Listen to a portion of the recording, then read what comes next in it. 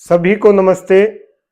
जैब जुबेर अंसारी नामक एक युवक ने मुंबई के अंदर अपनी ही कॉलोनी के दो सिक्योरिटी गार्ड्स को चाकुओं से इसीलिए काट दिया क्योंकि वो हिंदू थे और उसके कहने से वो कलमा नहीं सुना पाए।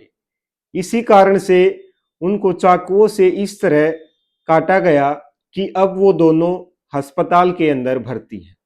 मुंबई की ये घटना है और इस घटना से पूरे मुंबई क्षेत्र में ही नहीं अपितु पूरे भारत देश के अंदर एक सवाल पैदा किया है, एक सवाल खड़ा किया है कि जिस देश में हम अमन चैन भाईचारे की बात करते हैं उस देश के अंदर हिंदुओं को इसीलिए काटा जा रहा है क्योंकि वो कलमा नहीं सुना पा रहे, क्योंकि वो मस्जिद का रास्ता नहीं बता पा रहे। जब उस मुस्लिम युवक ने उन हिंदू सिक्योरिटी गार्ड से पहले उनका धर्म पूछा, फिर उनसे कलमा सुनाने के लिए कहा, फिर उनसे मस्जिद का रास्ता पूछा, जब वो ऐसा नहीं कर पाए तभी जाकर के ये पूरी घटना को अंजाम दिया गया। तो अब विचार करने की आवश्यकता है कि इस प्रकार की मानसिकता, इस प्रकार की विचारधारा जब हमारे समाज के अंदर व्यक्तियों के अंदर होगी तो उस देश में किस प्रकार से शांति स्थापित की जा सकती है। शांति स्थापित तभी होती है जब दोनों तरफ से विचारधारा एक ही हो, लेकिन एक तरफ से विचारधारा कट्टरपंथ की है, हिंसा की है, लड़ाई की है, झगड़े की है, मत की है, पंथ की है, संप्रदाय, और दूसरी तरफ भावना है सर्वे भवन्तु सुखिनः, सबके कल्याण की भावना है, सबके सुख की भावना है। अगर दोनों तरफ से भिन्न भिन्न भावना रहेंगी तो अंतिम में मारा कौन जाएगा? जो सबके सुख की कामना करता है। क्योंकि कट्टरपंथ की भावना जो होती है, हिंसा की जो भावना होती है, वो प्रत्येक व्यक्ति को केवल और केवल दुश्मन की दृष्टि से ही देखने का काम करती है।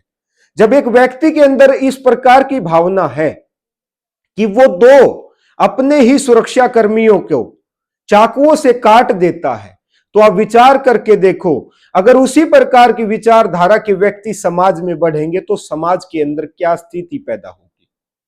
आगे आप बात करेंगे, बहुत सारे व्यक्ति इस प्रकार की घटना होने पर कहते हैं कि ये पढ़ा हुआ नहीं था, इसको बहकाया गया था, इसकी मानसिकता में परिवर्तन लाया हुआ था।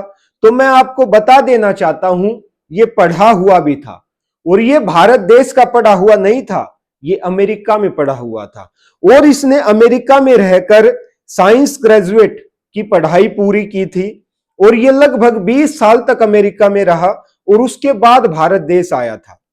जब ये इसने घटना को अंजाम दिया उसके बाद इसको पुलिस ने गिरफ्तार किया।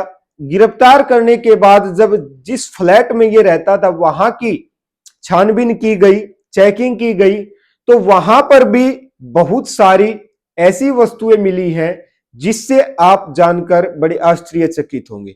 ये पढ़ा लिखा एक जो नौजवान था, ये आईएएस से मिलना चाहता था, वहां पर ये नोट्स बरामद हुए हैं और इसके पास से और भी अनेकों ऐसे कट्टरपंथी विचारधारा की पुस्तकें प्राप्त हुई हैं और इसके लैपटॉप से, मोबाइल से बहुत सारी ऐसी चीजें मिली हैं जो कि आतंकी मॉड्यूल को बढ़ावा देती है।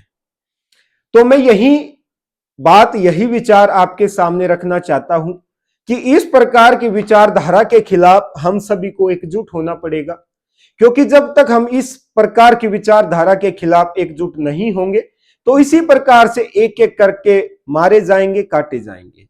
तो इस प्रकार की जो देश तोड़ने की विचारधारा है, देश में अशांति फैलाने की विचारधारा है, देश में कट्टरपंथ फैलाने की विचारधारा है, उसके खिलाफ हम लोगों को एकजुट होना पड़ेगा। तभी जाकर हम इस प्रकार की विचारधारा को समाप्त करके और सर्वे भवन्तु सुखिनः, सबके सुख की कामना करते हुए अपने देश में सुख और शांति स्थापित कर सकते हैं। धन्यवाद।